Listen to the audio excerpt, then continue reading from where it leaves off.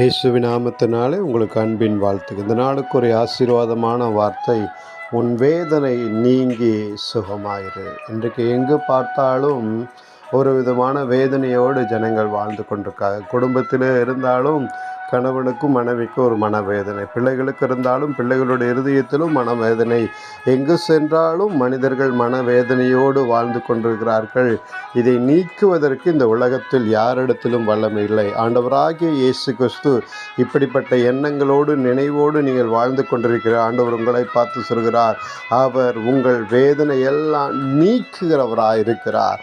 அவர் ஒரு வார்த்தை சொன்னாரானால் இல்லாததும் இருக்கிறவர்களாக அற்புதங்களை அவரால் செய்யும்படியும் அவர் உங்களை பார்த்து சொல்கிறார், உன் வேதனை நீங்கி சுகமாயிரு, நானே உன் பரிகாரியாக கர்த்தர் என்று சொல்லுகிறார்.